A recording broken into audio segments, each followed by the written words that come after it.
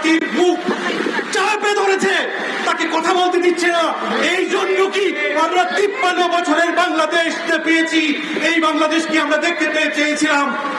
আমরা মানবাধিকারের কথা বলি, আমরা উন্নয়নের কথা বলি, আমরা বলি পার ক্যাপিটা ইনকাম বেড়েছে, জিডিপির গ্রোথ বেড়েছে, কিন্তু এই উন্নয়ন আমার মানবিকতাকে কখনো স্পর্শ করছে না, বরঞ্চ প্রতিনিয়ত আমার মানবাধিকার লঙ্ঘন হচ্ছে।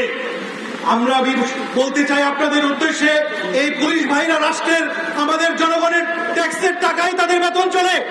তাদের ভাবা উচিত এই শিক্ষার্থী একই সাথে আমাদের সহকর্মী যারা কতদিন হেনস্থা হয়েছে আমরা দেখতে পেয়েছি, এটি মোটেও কাঙ্ক্ষিত নয়। এর জন্য ধিক্কার এবং নিন্দা জানাই তীব্রভাবে।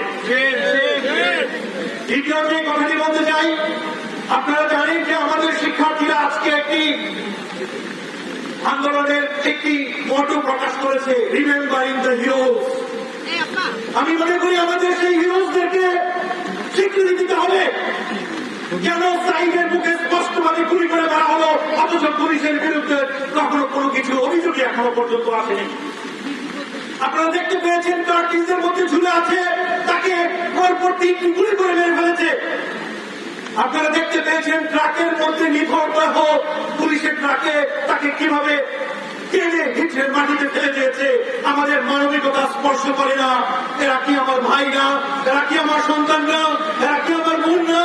তাহলে কেন এইরকম একটি অন্যায় অবিচারের মধ্যে দেশে আমরা বিচার করছি? এখন আমাদেরকে কথা বলার অধিকার দিতে হবে।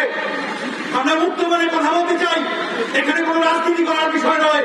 আজকে দেশের যে অবস্থা দাঁড়িয়েছে আপনারা জানেন, কতদিন ইউরোপিয়ান ইউনিয়ন কি করেছে, যে অংশীদারিত্ব এবং যে চুক্তি সেটি স্থগিত করেছে তারা আলোচনার সামনে বাংলাদেশের ভবিষ্যৎ ভালো নয়। অ্যামনেস্টি ইন্টারন্যাশনাল মহাসচিব চিঠি পাঠিয়েছেন আমাদের প্রধানমন্ত্রীর কাছে, জাতিসংঘ থেকে উদ্বেগ প্রকাশ করা হয়েছে।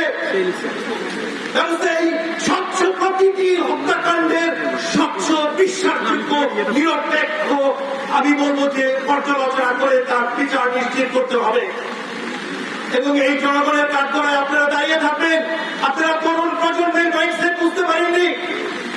এই তরুণ প্রজন্ম কিন্তু যে পূর্বের তরুণ প্রজন্ম নয়, এরা অনেক বেশি আপডেটেড, এরা অনেক বেশি ওয়াকিবহাল। আমার গণতন্ত্র কোথায় গেল? আমার ভোটাধিকার কোথায় গেল? এই অবস্থায় আমি মনে করি এখনো যদি আমরা শিক্ষা না নেই তাহলে কিভাবে হবে?